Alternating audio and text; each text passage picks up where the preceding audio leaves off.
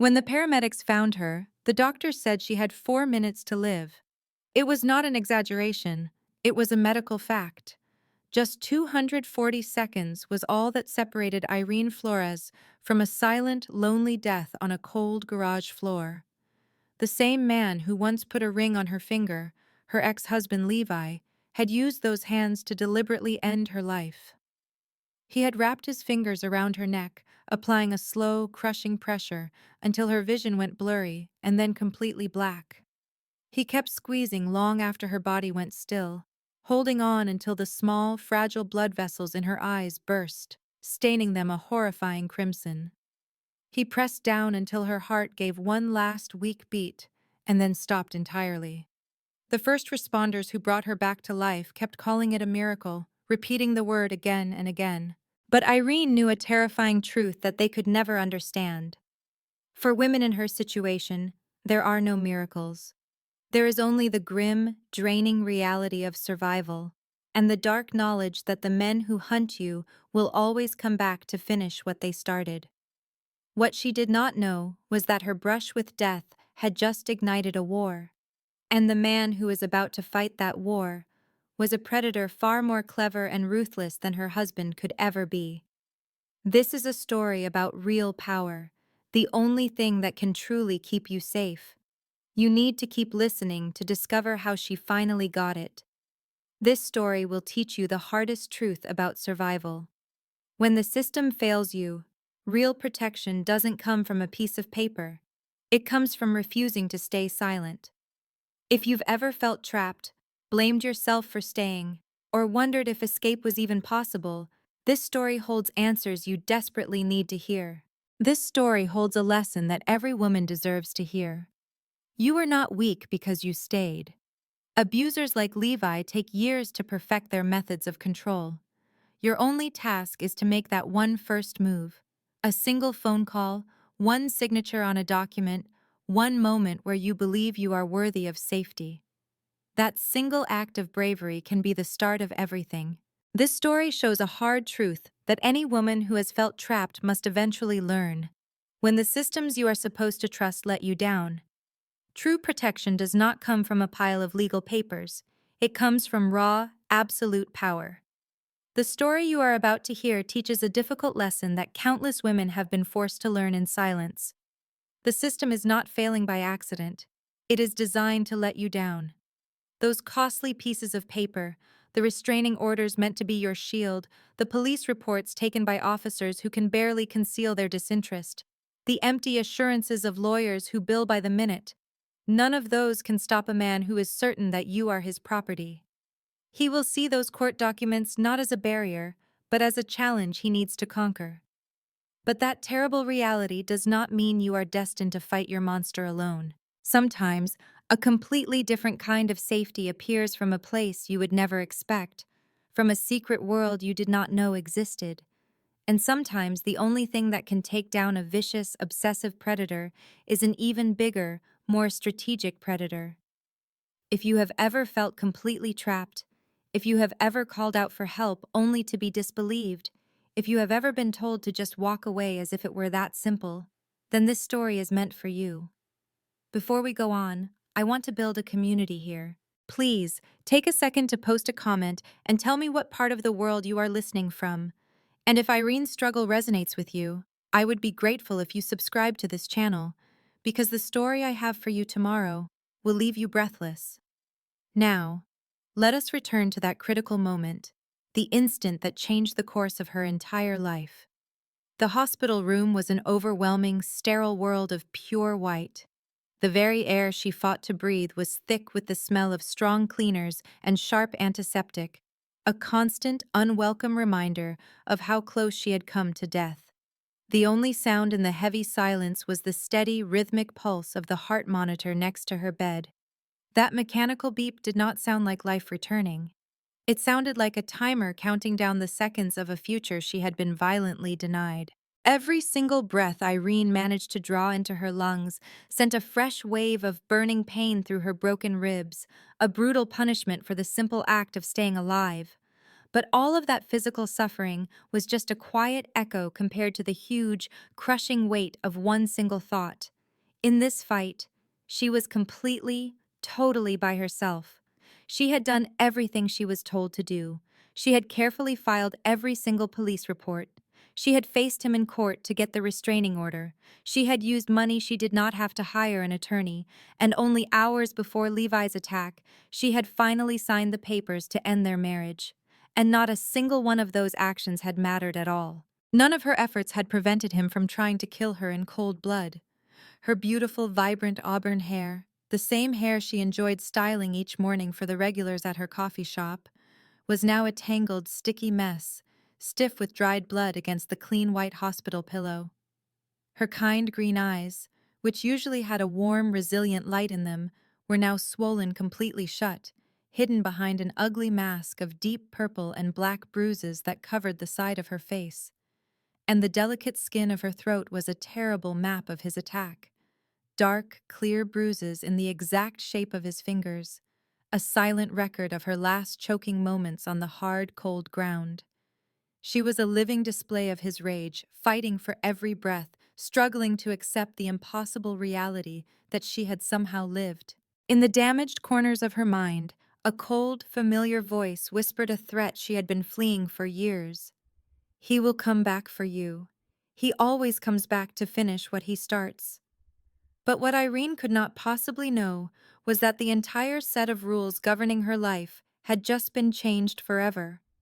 Drifting in and out of a thick, medicated fog, she began to hear pieces of conversations from the hallway right outside her room.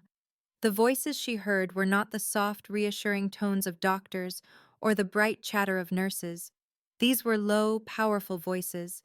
They spoke with a cold, clear edge of complete and final authority. The whole seventh floor is now sealed. No one enters or leaves unless I give personal authorization. My latest report shows 200 of our agents are in position throughout the hospital. This entire structure is now a fortress. Parrish is on site. Benjamin Parrish is here. That name, Benjamin Parrish, managed to create just a tiny spark of awareness in Irene's hazy consciousness. She had a faint, distant memory of his face from the cover of the city's newspaper, usually next to strong words like magnate and untouchable. He was some kind of extremely powerful businessman in the city, a man who existed in a world totally separate from hers. To her, he was just a regular who came into her coffee shop. He was a quiet, almost disturbingly focused man who always sat at the same booth in the corner, hid behind a newspaper, and gave off a strange calm that felt like both a source of great comfort and a sign of great danger. She had no way to know that for the last 8 months, this exact man, Benjamin Parrish, had been carefully watching her. She had no idea that he had noticed the nearly invisible way she would flinch whenever the shop's door slammed closed. She did not know he had seen the subtle, constant tremble in her hands as she refilled coffee mugs in the slow hours of the afternoon. He had memorized the way she would never, for any reason, let herself glance at her own reflection in the big plate glass windows at the front of the cafe. And she absolutely had no idea that at the exact instant Levi's hands had tightened around her throat, the entire vast and secret organization belonging to Benjamin Parrish had exploded into action with one single, intense, and unwavering goal. You are going to want to see what happens when a man with the power of a crime lord decides to go to war for a quiet coffee shop owner to whom he has never said a single word. What he does in the next several hours is going to stun you. At that very moment, just on the other side of the wall from her hospital room, a secret army had taken control of St. Mary's Hospital. It was Ben's private army. They had turned the public facility into a completely sealed stronghold. 200 highly skilled men, each one armed and dangerously effective, had appeared from the city's shadows, as if they had been called from nothing. They held an unbreakable grip on every entrance and all the emergency doors. They watched over the real-time transmissions from all security cameras. They screened each individual doctor, nurse, and staff member who tried to get to the 7th floor. The chaotic and violent tempest of her husband's anger had passed. In its place, a more calculated and much deadlier storm was gathering its strength. Irene's existence was now completely bound to the most influential and dreaded man in the whole state. She was no longer Irene Flores, the unassuming and diligent proprietor of a small, failing coffee shop. Unaware and without her permission, she was now the central obsession of a criminal leader who had gambled his entire network on the simple matter of her survival. The truly immense price of her rescue, along with the real identity of the man who paid it without a moment of doubt, was about to shatter her entire understanding of safety, the essence of power, and the deep darkness that can reside in the hearts of men. It was the potent chemical smell of antiseptic that finally pulled her back into a reality that felt less like a new beginning and more like a waking nightmare. Irene's broken, hurting mind slowly started to piece together the sequence of events that brought her to this sterile white room. Only the night before, she had met secretly with Mr. Harrison, a divorce attorney recommended by a kind, older customer. That meeting, in his quiet, book-lined office, had felt both completely terrifying and wonderfully liberating. Following 7 excruciatingly long years of worsening abuse, after so many fractured bones and even more fractured promises, after all the hospital visits she had invented excuses for to protect him, Irene had finally summoned the courage to sign the papers. She could still sense the solid weight of the pen in her hand, remembering how her fingers shook as she carefully wrote out her name on the divorce petition. She could still see the look in Mr. Harrison's eyes. It was a difficult expression, a mixture of profound respect and genuine professional concern. She clearly recalled the sensation of leaving his building, thinking for the first time in nearly a decade that she might finally have a genuine opportunity to get away. That single, delicate sliver of hope lasted for precisely 43 minutes. When she returned to her car, in the quickly dimming concrete garage, Levi was already there waiting. He leaned casually against her driver's side door, his arms crossed over his chest, his face a perfectly, frighteningly empty mask. That total absence of feeling was always the greatest danger signal. His violent fury, when it finally erupted, was like a volcano blowing apart. But the chilling void that came before it was somehow far worse. It was the indicator that he had already determined her punishment. "I found the lawyer's card," he said, his voice so disturbingly even it made the fine hairs on her arms stand on end. "The one you believed you could conceal under the car's floor mat. Did you truly, honestly believe I would fail to check such an obvious spot?" The blood in her body felt like it turned to ice, and a nauseating feeling of faintness swept through her. "Levi, please, I am asking you, do not do this." He moved closer, his voice a poisonous whisper that sliced through the quiet. "Did you actually think," he hissed, cutting off whatever she intended to say, "that you could just walk away from me? Did that pathetic little coffee shop make you feel brave? Did you imagine it could ever keep you safe from me?" He stopped, allowing his toxic words to seep into her spirit. "I own you, Irene. I have owned you from the start, and you belong to me until the last breath escapes your lungs." The assault that followed was not a moment of uncontrolled anger. It was not a sudden burst of rage. It was a cold, intentional display of dominance. Every action was precise. Every blow was calculated.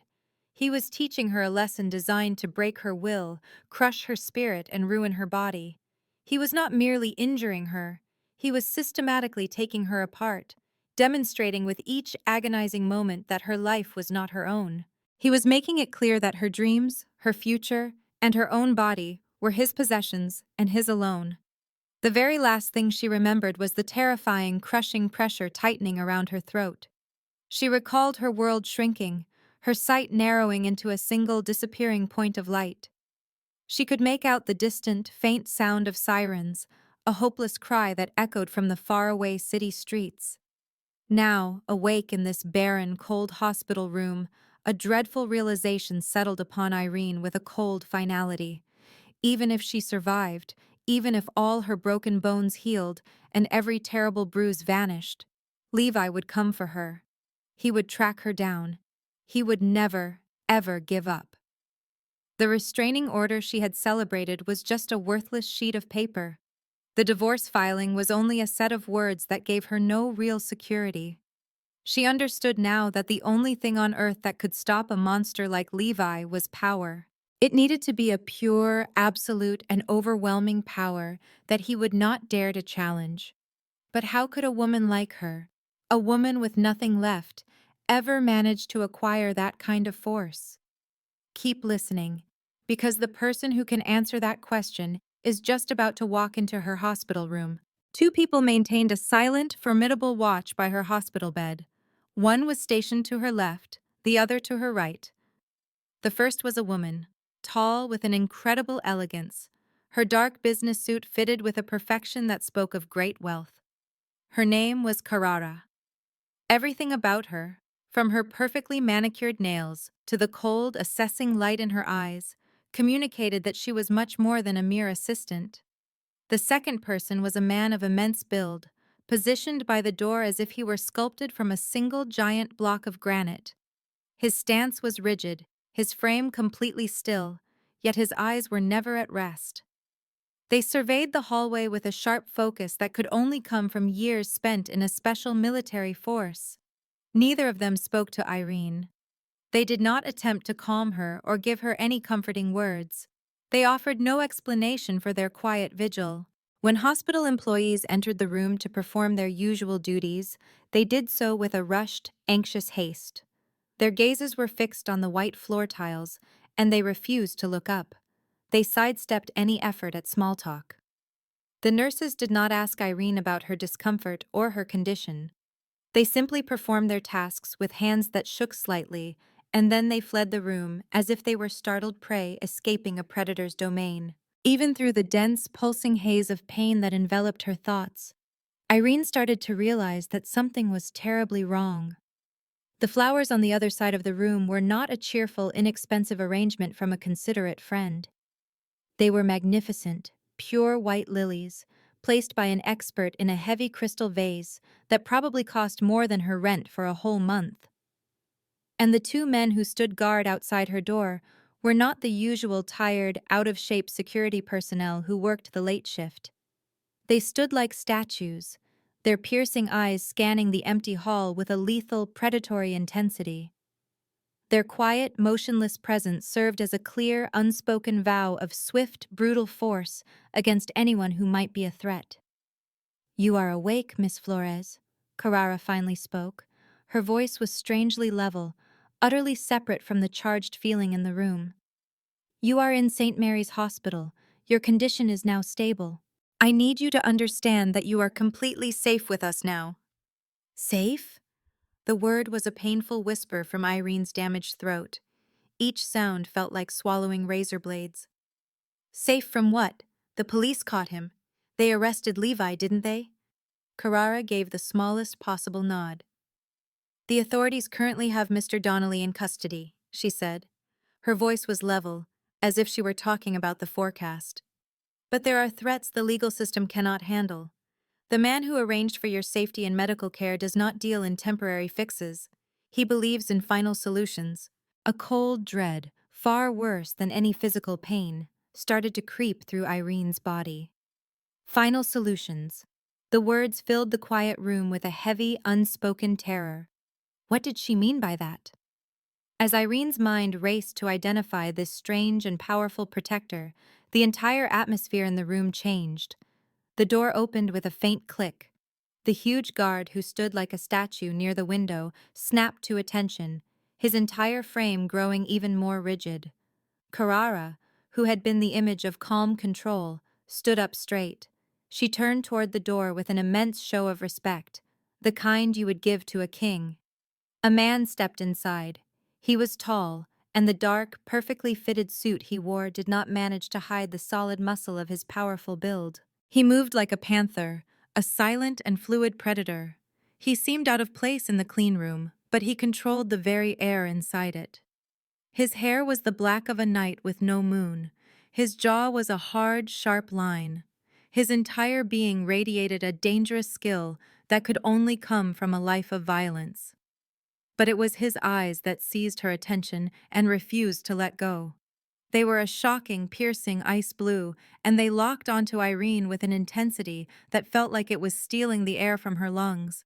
In those icy blue eyes, Irene saw a war of impossible emotions.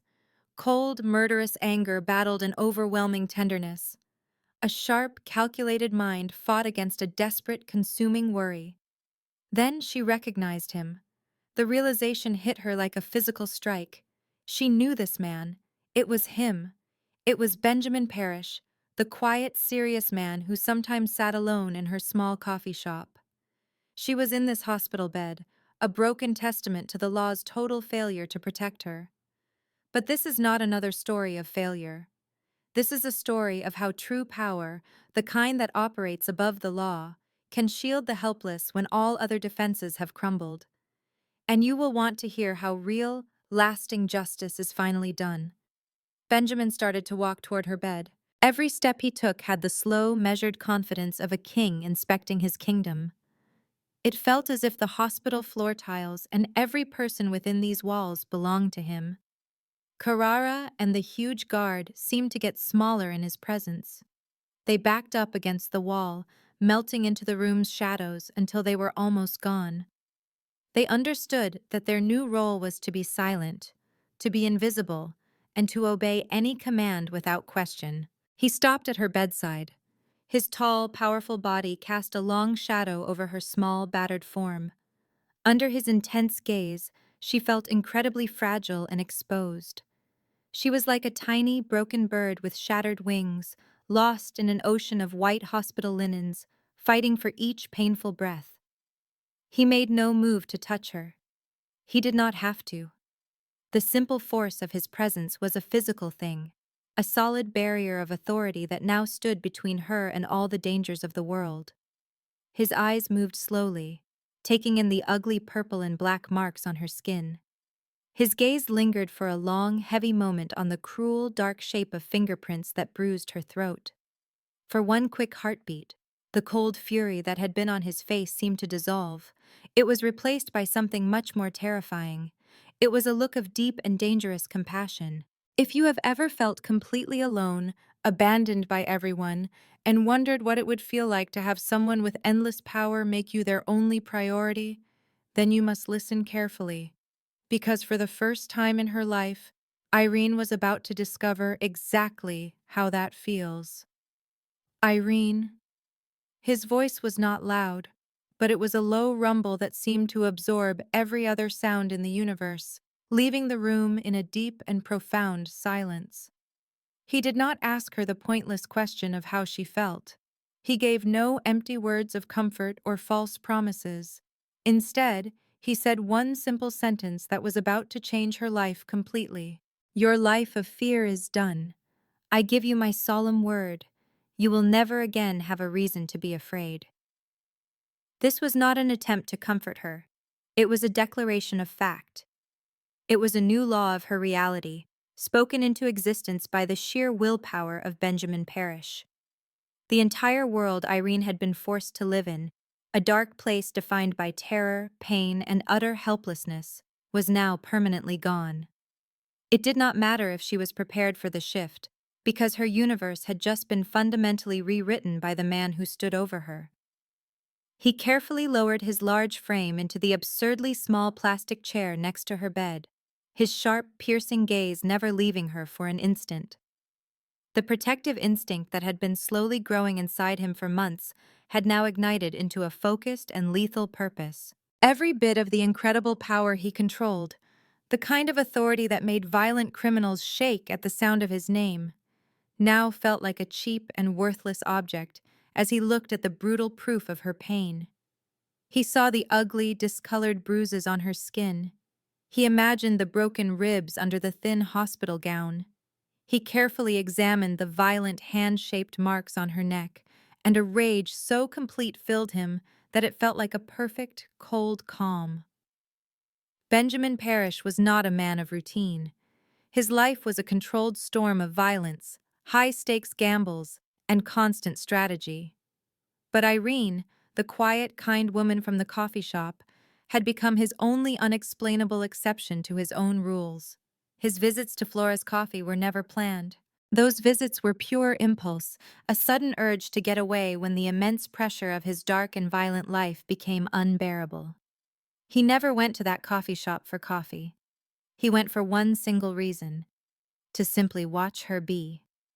He would always pick the exact same booth hidden in the far corner, a spot deep in the shadows where he could make his powerful presence vanish behind a newspaper and a simple cup of black coffee. From this concealed vantage point, he had memorized every one of her countless small kindnesses: the extra bit of cream she would add for a homeless man shivering in the cold, the endless patience she had for a lost and confused tourist, and the quiet dignity in the way she brushed a stray strand of auburn hair from her face before tackling a sink full of dirty dishes.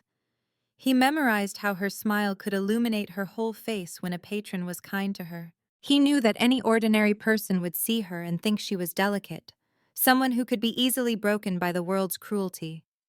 Benjamin, however, saw something entirely different. He saw the quick, efficient, and skilled movements of a person who was a survivor to her core. He recognized the quiet, unbreakable strength of a woman who had clearly survived far more pain than anyone should ever have to. His piercing blue eyes had been trained his whole life to spot three things with flawless accuracy: immediate threats, well-told lies, and cleverly disguised weaknesses. Over many weeks of quiet observation, he started to notice the nearly invisible clues of her secret nightmare: the tiny, almost imperceptible shake in her hands when she thought no one saw, the way she would jerk back from any sudden or sharp sound, the unconscious way she would make herself smaller whenever a male customer spoke too loudly. He watched and mentally noted how her normally kind green eyes would sometimes flash as hard and cold as polished stone for a fraction of a second, a deep survival instinct that told him all he needed to know about the private battle she went home to every night. In his mind, she was a living symbol of innocence in a world that had forgotten what that word meant. She was the physical shape of quiet hope. She represented a basic human goodness that his brutal life had taught him to either use or destroy without a second thought. And yet, against all logic and every one of his survival instincts, she had somehow become the one pure thing in his dark world. She was the one person for whom he would willingly give up his entire criminal empire just to ensure she was safe. Months earlier, he had his people run a standard background check on her ex-husband, a man named Levi Donnelly. The file that came to his desk was almost laughably normal. It showed a mid-level insurance salesman with a perfect record, no big debts, and no link to any of Benjamin's rivals or enemies. Benjamin had glanced at the file and dismissed the man as nothing, a weak person full of empty threats. That single careless decision would become the most devastating mistake of his life. He had completely failed to see a simple truth that he, above all others, should have known by heart. The most dangerous predators are not the ones who bare their teeth in dark alleys or fight over territory. The true monsters are the ones in expensive suits, the ones who hide their terrible violence behind the green lawns and white fences of quiet suburban streets. This failure, this disastrous misjudgment, was a mistake that Benjamin now planned to correct with a terrifying and absolute finality. The call that shattered his world came at 12:14 in the morning. Benjamin was in his penthouse, a glass fortress at the peak of the tallest building in the city. He looked down on the metropolis below, a kingdom that was entirely his. He was focused on the logistics of an illicit shipment worth millions when his secure phone made a single, sharp sound. That sound was reserved for the worst kind of emergencies. The voice on the other end was his informant, a man he had planted inside the city's emergency response network. The man's report was delivered in a flat, robotic tone that made the terrible news feel even colder. A woman had been found after a brutal assault, categorized as extreme domestic violence.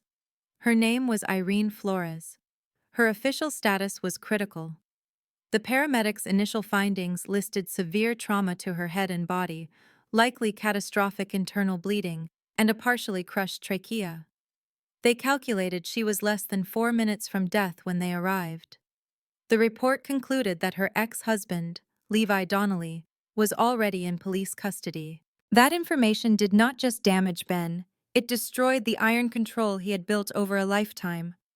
His composure did not break, it simply vanished, leaving a cold, silent void inside him. In that emptiness, one single, terribly clear idea took root. It was a calculated rage that showed him the only way forward. An official arrest was a joke, a pointless show for the public. The system was a corrupt stage that only pretended to offer justice. Levi would spend a few years in a cell, a brief pause in his life of cruelty. He would get out, not reformed, but angrier. He would leave prison older, more bitter, and determined to finish what he started. Ben refused to let that happen. He knew real power was not about money, but about protecting people.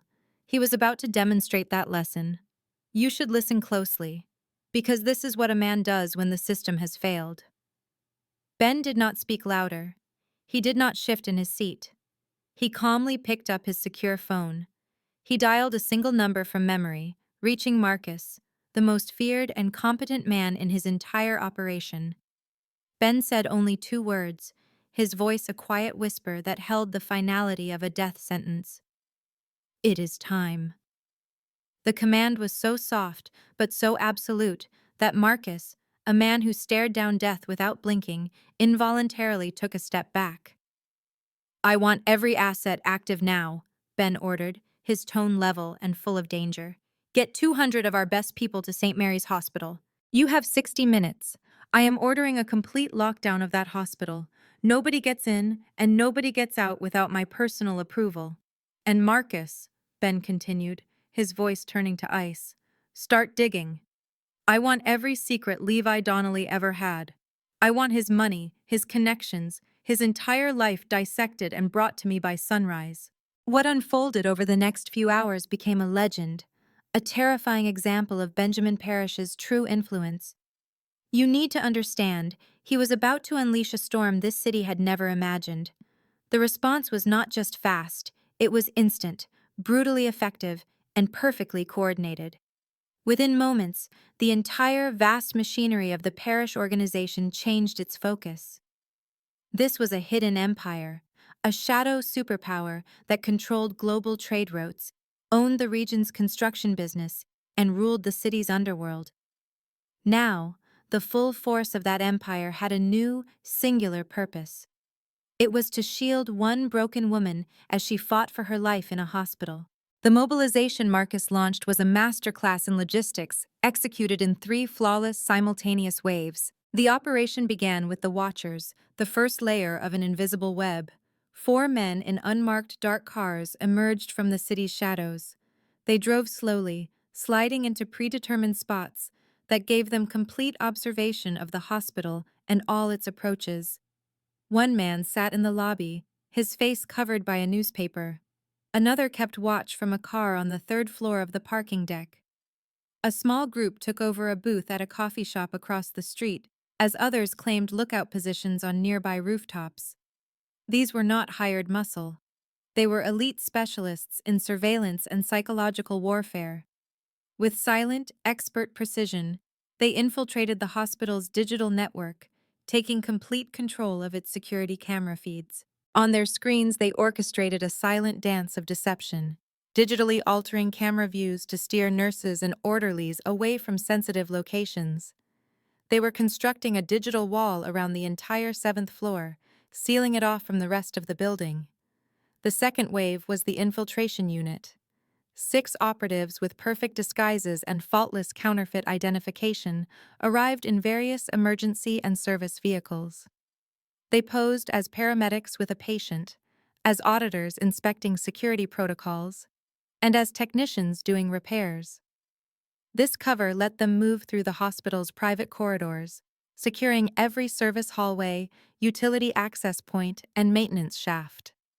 They captured control of the service elevators, which gave them power over all movement inside. One by one, every real security officer, night manager, and janitor was quietly removed from their post. Some were offered bribes so large they were impossible to decline. Others were told politely but firmly that their shift had ended. The very few who resisted found that their keycards had suddenly stopped working. As the first hint of morning light touched the sky, the third and final wave arrived, and it was a clear display of total domination. 100 men, the core of Ben's personal security team, flooded the hospital. They methodically secured every entrance, every exit, every elevator, and every stairway on every floor. They were dressed in tailored dark suits and moved with a deadly efficiency more frightening than any weapon. Their silent, disciplined presence instantly changed the building from a place of healing to a fortress under the control of an absolute authority. Dr. Patricia Henley, the night supervisor, was a veteran of 15 years in a busy city emergency room. For the first time in over a decade, she felt a solid knot of pure fear tighten in her stomach. She had managed the chaos of massive highway accidents. She had treated the victims of savage gang violence. She had even continued working during a federal raid on another hospital. But this was completely different. This was not the loud noise of chaos. This was a silent, perfect invasion by men who were too composed, too methodical, and held an authority she had never encountered. A man who identified himself only as the commander walked up to her. His calm face made him seem even more menacing. He showed her credentials that looked so perfectly official that her blood ran cold. "Doctor, we are here to contain a private situation," he said, his voice completely flat. "We will guarantee the safety of your staff and all of your patients. However, room 712 is now under federal authority. It is under our absolute control." His words were polite, but they had the weight of an order that could not be questioned. Dr. Henley heard herself agreeing to his terms, her basic instinct to survive overpowering the part of her brain screaming that this was completely wrong. In what felt like moments, but was actually less than 1 hour, St. Mary's Hospital was no longer a public building. It had been systematically converted into a private, unbreakable fortress that answered only to Ben. From inside his armored car, Ben watched the sun climb into the sky. He moved through streets that were now, effectively, his personal territory. The sky above was a violent, beautiful explosion of gold and crimson. The stunning beauty of the dawn felt like a personal insult, a perfect work of art that had no place in his ugly new reality. All his wealth was meaningless. His influence was a joke. The only reality was the dark purple bruising on Irene's neck. As his car moved through the city he controlled, Ben felt a kind of powerlessness he had forgotten existed. He had not protected her. The truth was sharp and painful. He had moved too slowly, trying to find a soft way into her life. He was waiting for the right time, for a polite invitation. That hesitation gave Levi the chance to almost snuff out the only light in his violent world. His mistake ended now. He got out of the car. The heavy door closed with absolute finality. He crossed the hospital lobby, a territory he now commanded. As he moved, his men went rigid, their spines straightening in disciplined silence. He passed through them with the deliberate pace of a ruler in his own court, but the power he always carried felt cold and heavy, stained by his terrible error. The elevator ride to the 7th floor seemed to last a lifetime. With every floor, the lit number felt like another step toward confronting the violent storm of emotion he was barely holding back. He arrived and walked down the hall, stopping at the door to room 712. He took a single, deep, unsteady breath, forcing a layer of ice over the fire inside him. Destruction was a tool he had mastered. His empire was built on it. But seeing her destroyed was a special kind of hell. He pushed the door open silently and went to her bed. His large body threw a protective shadow across her small, hurt form, trying to shield her from what was done. He saw her lying there. The vibrant red of her hair was knotted with dried blood. Her face was swollen, painted with the colors of his own failure. The clear shape of fingers circled her throat. A silent, burning rage erupted inside him. It was a fury so complete it threatened to shatter the control he had spent a lifetime building. "Irene," he said. His voice was a raw claim in the quiet room. You are safe now? I am here. I swear to you, you will never be afraid again. After he made that solemn promise, he lowered his large frame into the hard plastic chair next to her bed. In that instant, he was no longer the head of a criminal enterprise. He was her silent, unmoving guardian. Just outside her room, and placed with care throughout the entire hospital, Benjamin Parrish sat in the hard chair beside her hospital bed. Sleep was not an option. He was wide awake, watching. His sharp blue eyes stared into the empty space of the room, waiting for her to wake up. His expensive suit jacket was open, showing the strong body underneath. Not a single dark hair was out of place. He radiated a deep, solid confidence. It was the kind of certainty that did not just ask the world to obey, but knew it already had. His words from earlier echoed in her foggy mind. You are safe now. You will never live in fear again. That promise should have felt like a rescue. Instead, it sparked a new kind of terror, colder and sharper than before. In her experience, safety had always been a quiet, simple thing. Safety had never involved a private army taking over a whole hospital. She tried to move, to sit up and see her new prison more clearly, but her broken ribs sent a jolt of white-hot pain through her. A sharp, pained gasp escaped her lips. In an instant, Ben's head turned toward her. He went from perfect stillness to predatory focus with a terrifying, unnatural speed. It was faster and more unsettling than any normal human movement. Do not move, he ordered. His voice was a low rumble, but it carried an authority that allowed for no argument and demanded total compliance. He rose from the chair with the smooth, deliberate grace of a large cat. He reached out and put a firm yet gentle hand on her arm, his touch incredibly precise, avoiding the bruises that covered her skin. The doctor was very clear, he continued, his tone final. You have torn muscles and significant internal damage. Your only job right now is to be still and let your body recover. That is an order, not a suggestion. Irene's injured mind fought to process his words. Her throat felt tight. It was a ghost feeling, the memory of Levi's hands closing around her neck, choking her. But the way this man filled the room, taking up all the air, was a different kind of pressure. It was not a physical attack, but it was just as suffocating. Who are you? The question finally came out, a rough, frightened whisper that barely made it past the fear in her throat. He watched her for a long, silent moment. Then he answered, My name is Ben. I was a customer at your coffee shop. His voice was even and the words were simple, but they explained nothing. No. The word was quiet, but deep inside her broken body, she found a tiny spark of resistance. That is not what I mean. I hear the nurses whispering your name in the hall. I see how the doctors walk around this room, like they are stepping on shattered glass. This is not a hospital. It is a fortress. The man from the coffee shop was quiet. He drank black coffee and read the paper.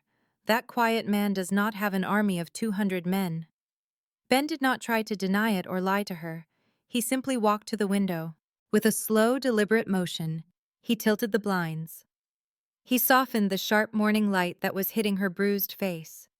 After he had protected her from the sun, he turned back to her. My full name is Benjamin Parrish, he stated, his voice flat and empty of feeling. I am the one who saved you.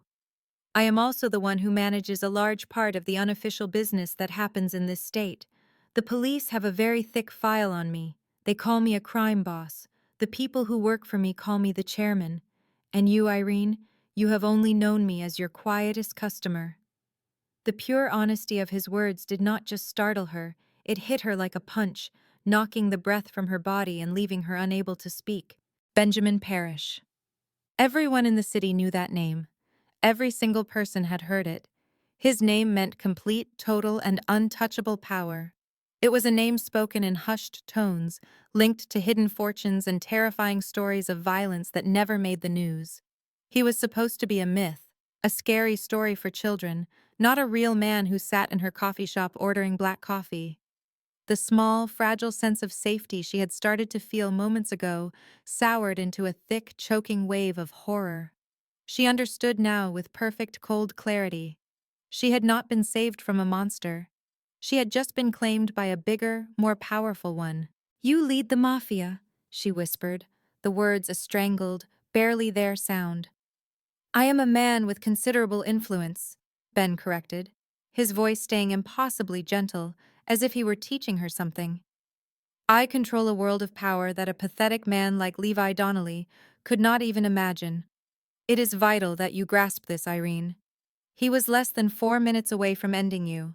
The security you see here is not for show. It is a fundamental, unavoidable necessity. Levi might be a weak man, but he has allies in his filthy little circle. More than that, he believes with a sick, twisted certainty that you belong to him. He will not give up trying to reach you. But I swear to you, neither will I." Irene's thoughts were a chaotic mess as she struggled to reconcile the two men in front of her.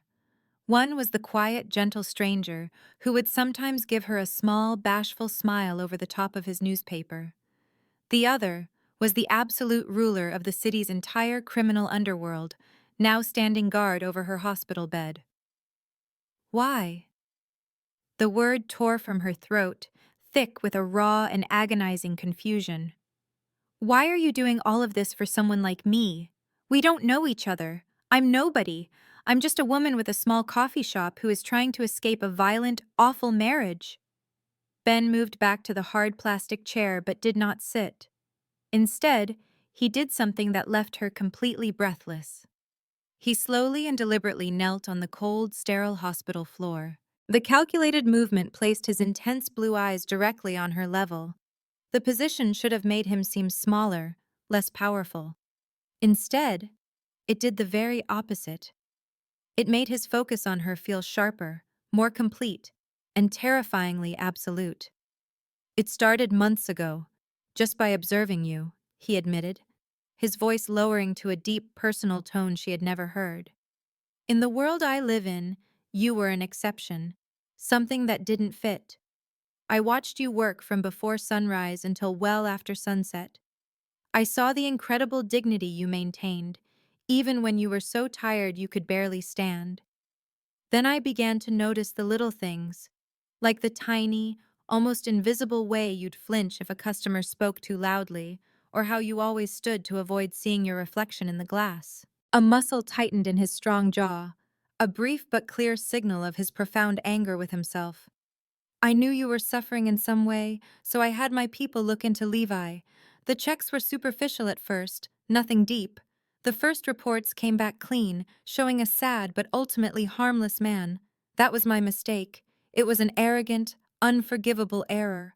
I judged him by the face he showed the world instead of digging for the evil he kept hidden. I wanted to meet you like a normal person, without the crushing burden of my reputation between us. I was waiting like an idiot for what I believed was the perfect time." His hand rested on the crisp white bedsheet near her, his knuckles turning pale from the intensity of his grip. "And my waiting is the reason he put you here. When my men finally called me from the emergency room and described the full reality of your injuries, when they explained you were 4 minutes from dying, I understood the true scale of my mistake. My patience was not a good thing, it was a selfish pride. And that pride nearly cost me the only thing of real value I have found in a very long time. In that moment, your safety was no longer a priority. It became my only purpose. This entire operation, all these men, the fortress that now surrounds you. This is what happens when I accept that I am not allowed to fail you again." Irene felt a whirlwind of conflicting feelings. First came the sharp sting of betrayal, realizing the kind man who rescued her was the same monster the city spoke of in frightened whispers. That was followed by a wave of cold fear, the heavy knowledge that she now owed a debt to Benjamin Parrish, the most powerful and dangerous man in the state. But underneath the terror and confusion, a different emotion surfaced. So surprising, it took her breath away. A deep and total sense of relief. She was terrified of him, but for the first time in 10 years of constant fear, she felt completely and truly safe. If you have ever known that exact moment, That stunning release when years of dread are wiped away because a much greater force has stood up to your demon, then you know what was happening inside Irene's soul. Stay with me, because the events that follow are a lesson in the meaning of real, total protection.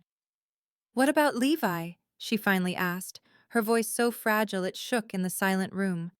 What is going to happen to him? In an instant, the gentle warmth in Ben's eyes was gone. It was replaced by something cold and hard as steel.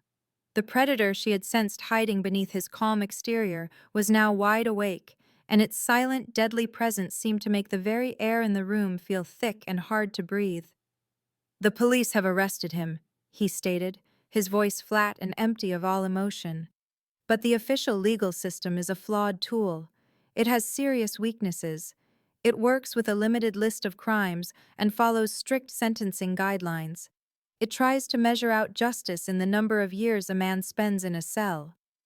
He stood up from his chair, and his tall, broad frame made the large hospital room suddenly seem cramped. "My system is different. It is not about time, it is about consequences. Those consequences are final. They are instant, and they cannot be undone. He will never come near you again, Irene. He will not experience another moment of freedom for the rest of his days. The man who attempted to destroy you has just been taught a difficult lesson. I have now given you the safety that the law could not. He has learned that becoming my enemy is a mistake from which no one ever recovers."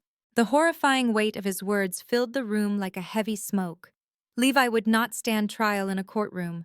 He was going to receive the Mafia's justice, a final verdict delivered with a certainty that no legal system could ever match. Irene looked past Ben's powerful figure toward the window, out at a city where an invisible army of men now served as her protectors. She felt like a small, fragile bird that had been put inside a beautiful but unbreakable cage. A cage built by a crime lord who had just taken full ownership of her life and her protection.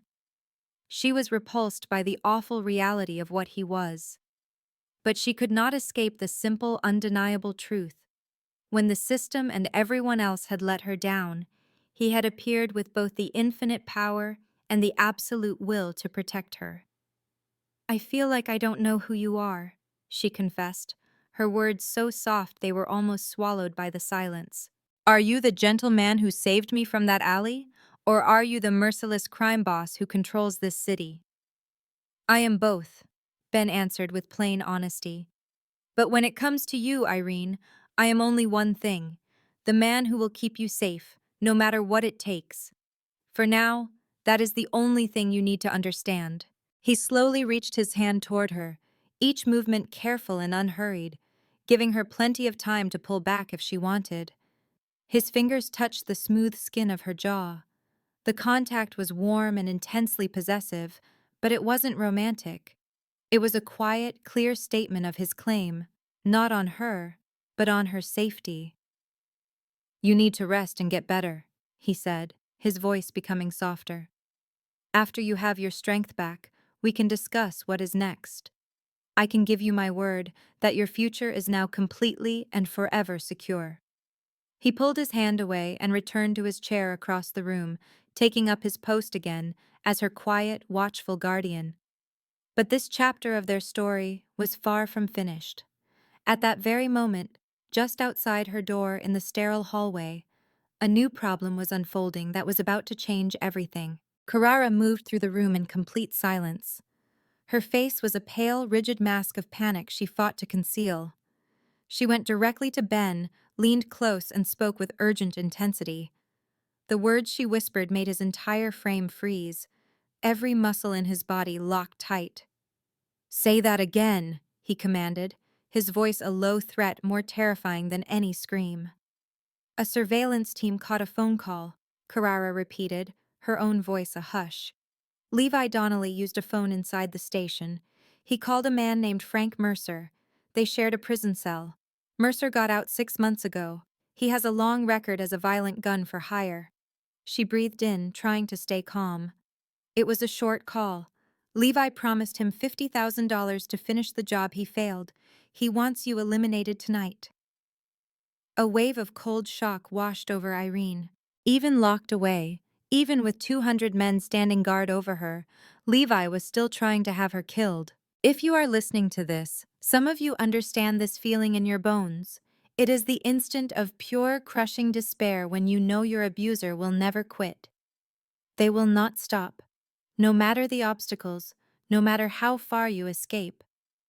Irene was trapped in that nightmare now.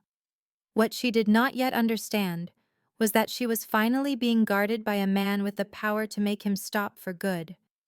Ben showed no sign of distress. His cold, focused face remained unchanged. But the air around him grew heavy, crackling with a deadly energy so strong that Carrara flinched a step away from him. "Where is Mercer now?" Ben asked, his voice a low, even rumble. "Our team has eyes on him. He is at a motel on 5th Street. He looks like he is getting ready to leave." Ben rose to his feet with a slow, deliberate motion. He moved with purpose, smoothing and buttoning his suit jacket. His voice was calm when he spoke next, almost like he was making small talk, but the words themselves carried the absolute weight of a death warrant. "I want him stopped before he even leaves that motel parking lot. In his last moments alive, I want him to know exactly whose anger he provoked tonight. And Carrara?" "Yes, Chairman," she replied, her voice now completely professional. "I want you to make sure Levi Donnelly hears about what happens. I want him to understand that every person he tries to use, every worthless little scheme he creates, every breath he takes from now on, is a privilege I am allowing him. And I want him to know, without any doubt, that I can take that privilege away at any time." He then turned his gaze back to Irene. For one stunning second, the mask of cold rage vanished. It was replaced by a look of incredible softness. "You will be safe," he promised her again, his voice now gentle. "I will personally see to it. When I come back, the person threatening you will be gone from this world forever." He turned and walked out of the room. He left Irene with 2 grim-faced guards and the booming, certain knowledge that this man would do anything, absolutely anything, to keep his promise to her. This is what real protection looks like when it is backed by true, unquestionable power. Keep listening, because the next part of this story will demonstrate just how far Benjamin Parrish was willing to go. Frank Mercer did not get out of the motel parking lot alive. The specific events that took place there were never released to the public. But the message sent that night was understood by everyone. By the next morning, every contract killer, every dirty cop, and every criminal in the city learned the new rule. Irene Flores was not to be touched. Harming her, threatening her, or even thinking about her in a negative way was the same as signing your own death certificate. There would be no trial and no appeal. At that same time, Levi Donnelly got a surprise visitor in his cold jail cell. A man working for Ben appeared, carrying credentials for a public defender. "Your associate Mercer will not be coming," the man said in a pleasant conversational tone. "In fact, no one will ever be coming for you again. You have made a terrible mistake, Mr. Donnelly. You believed the bars of this jail would keep you safe. They will not. There is nowhere in this world for you to hide from the consequences you have started. Each morning you are allowed to wake up will be a choice made by Mr. Parrish. I recommend you use that time to think very carefully about your actions." The man offered a polite, almost warm smile before sliding a photograph across the table. It showed Frank Mercer's empty motel room. A single, perfect white lily had been placed on the neatly made bed. He then stood and left without saying another word. Levi Donnelly never tried to hire anyone to go after Irene again. But Ben's revenge had barely started. He was just getting warmed up. When he got back to the hospital, he entered Irene's room with a satellite phone held to his ear. The pieces of the conversation she heard next started to paint a picture of the breathtaking scale of the payback he was about to deliver. "Marcus," Ben said softly into the phone, his voice steady but deadly. "I need an immediate, anonymous, and total financial audit launched against Levi's insurance company. I want them to look mercilessly at Donnelly's personal spending accounts for the past 5 years. The goal is to take away every asset and connection that gives him power and status.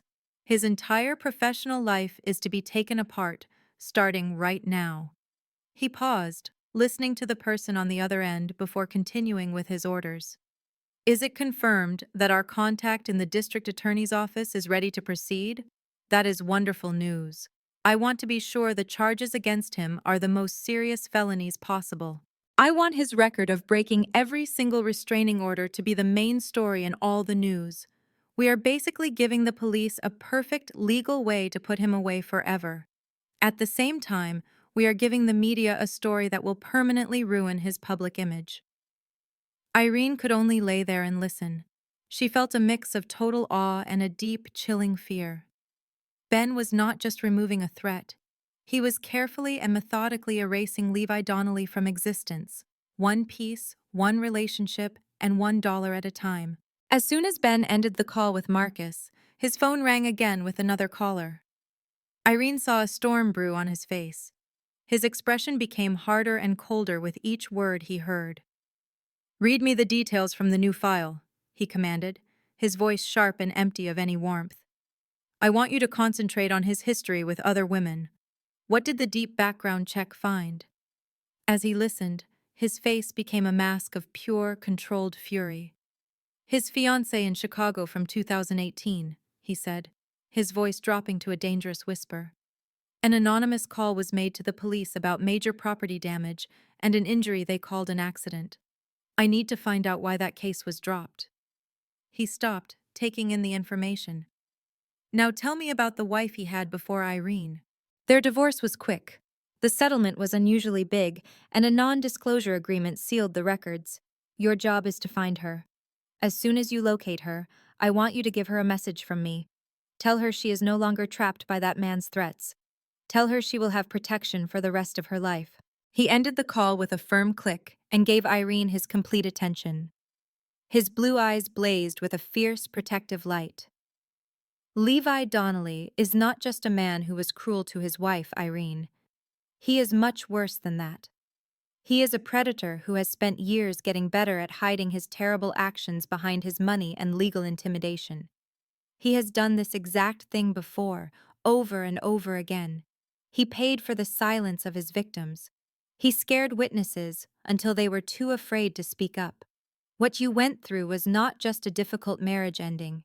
You survived a man who systematically targets and harms women he thinks are weak."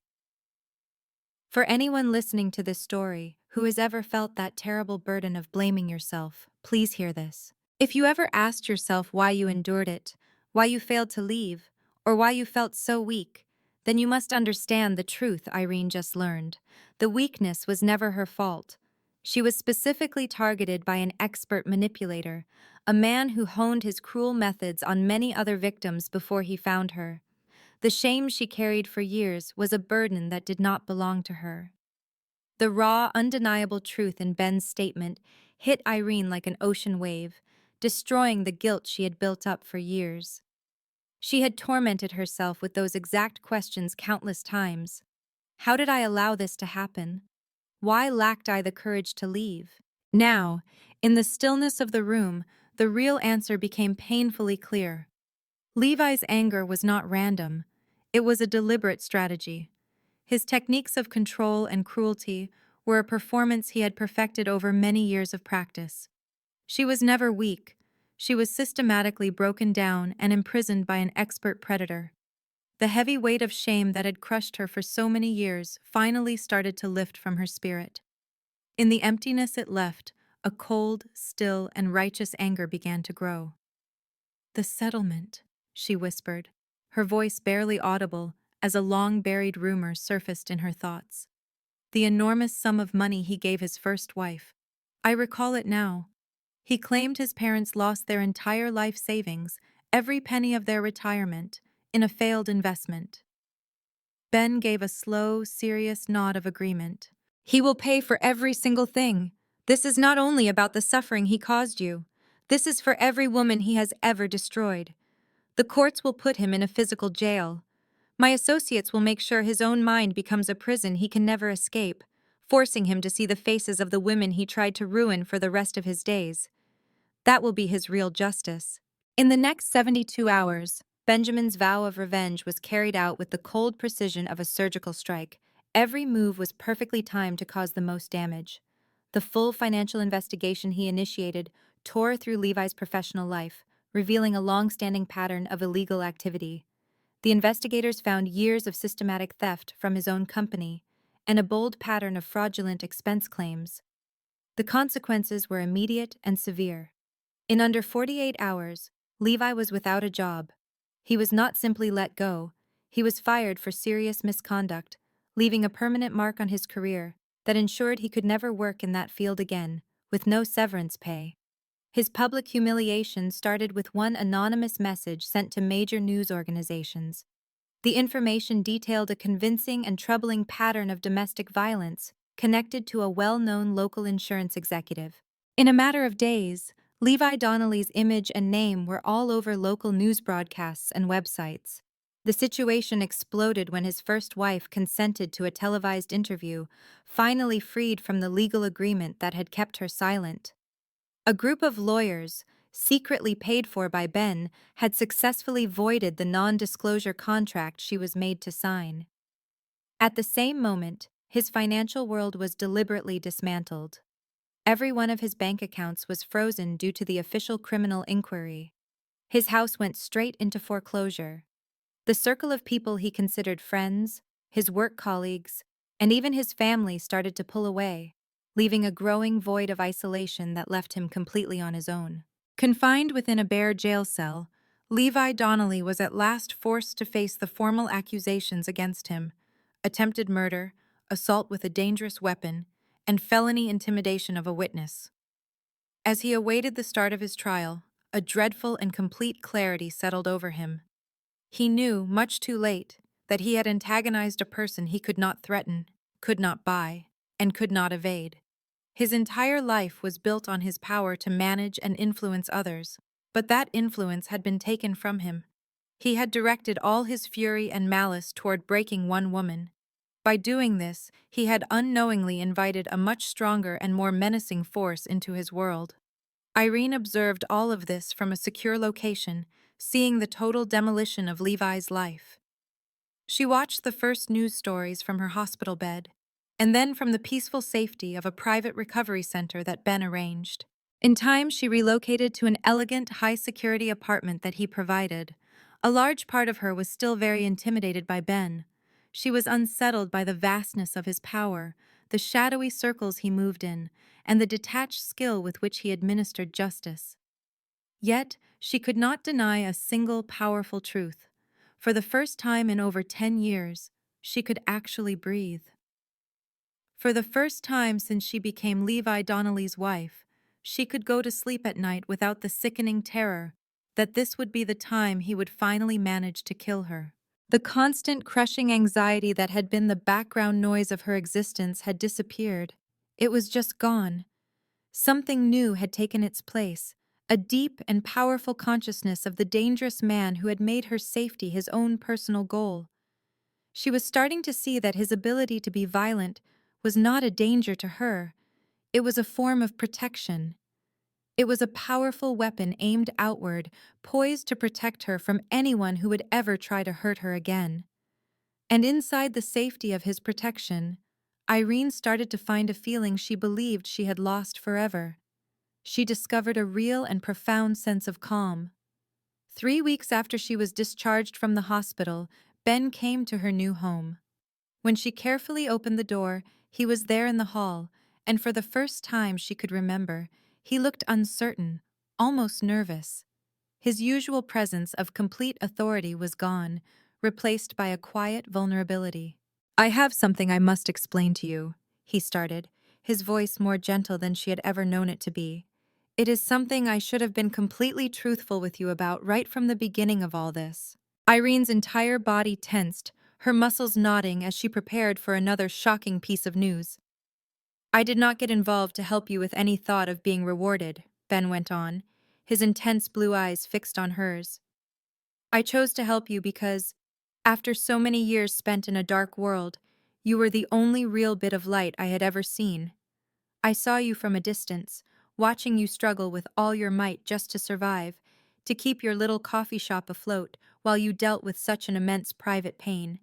Seeing your resilience, day after day, it changed something deep inside of me.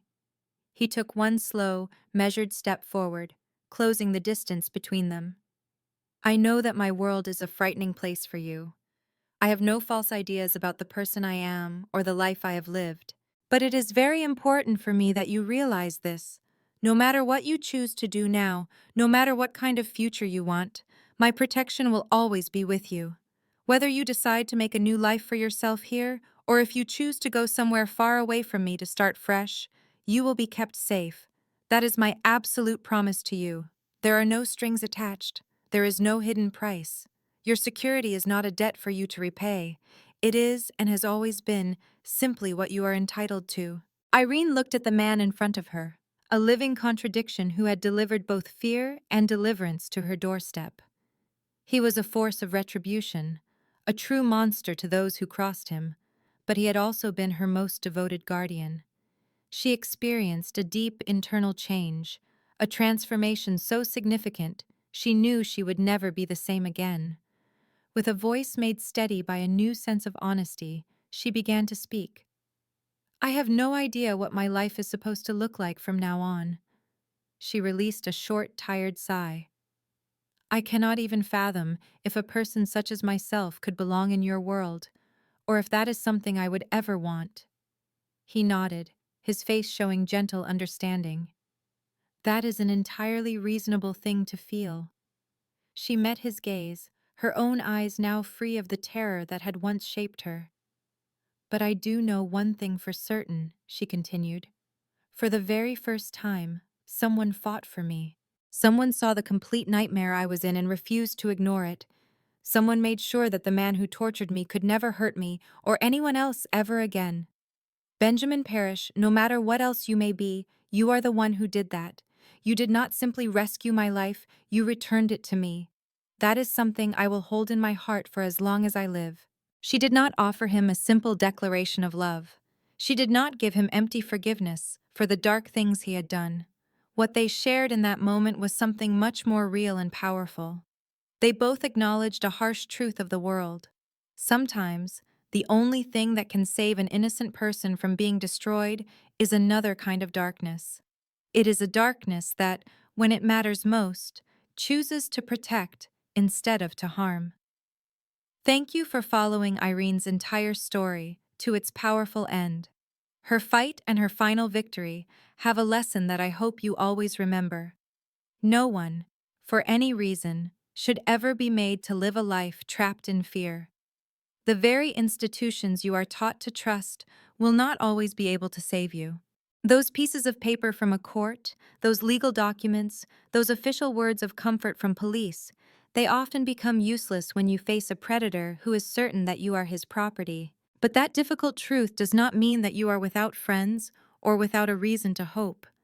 In fact, you can often find safety and help in the most unexpected people and places. Frequently, the strongest move you can possibly make is the first choice to stop suffering in total silence. True bravery can be finding that small bit of fire inside you to put your name on a legal paper. It can be the will to make a single phone call that changes your entire world. Or it could just be the defiant act of telling yourself you deserve to be safe, even when it seems like everything is telling you that you do not. Irene did not just survive. She won back her life because she took that one enormous first step. Every good thing that came after was born from that single brave act of defiance. If this story connected with you, if it helped you remember the power you have inside, or if you thought of someone who truly needs to hear this, please give us a moment of your time. Support our mission by pressing the like button and sharing this video. Your subscription is the thing that makes this channel exist. It is the energy that lets me continue to find more stories like this one, stories about incredible women who refuse to be broken by the world. I really want you to go to the comments right now and answer a question for me. What specific moment in Irene's painful story connected with you the most on an emotional level? I want you to know that I read every single comment you leave, and it would be a true privilege to hear your thoughts. After you share your ideas, please make sure you click the video that you see on your screen now. The next story is all set for you, and I can promise you, it is a powerful story that you will definitely not want to miss. Every piece of content on this channel is made through a long process of intense research, dedicated writing, and direct editing from our whole team. Our only goal is to tell stories that teach real important lessons and hold a powerful emotional truth. Every single story that we tell is created with only one purpose. We want to inspire you, we want to empower you, and we want to be a constant reminder that no matter how impossible your situation might seem, you are never fighting your battle completely alone. The main lesson from what Irene went through is simple and powerful. Your decision to stay did not make you weak. You are not the person who was wrong. Abusers like Levi spend years perfecting their methods of mental warfare and fear. The only thing you need to worry about right now is taking that one single step to move forward. That could mean one phone call, one signature on a page, or one moment where you let yourself think that you have a right to feel safe. That one small act of incredible courage holds the power to reshape your whole life. If this story gave you a feeling of hope, or if it made you think of your own amazing ability to endure, please take a second to hit the like button. Think about sharing this video with one other person who may need to see this today. And if you are new to our community, please subscribe to our channel. Your support is the thing that allows me to keep telling the stories of women who refused to be defeated and would not be destroyed. Irene was caught in a brutal injustice, a woman with no power facing a system made to break her. Her story is proof that real power is the will to protect other people. Let your voice become part of that power. Please post a comment below and tell me one thing. Which part of her journey made you feel her pain the most? I read every single word that you share, and I would be privileged to hear what you think. Your empathy is what makes her story matter. Do not end here. The next story is prepared for you. Click on the video that is now on your screen.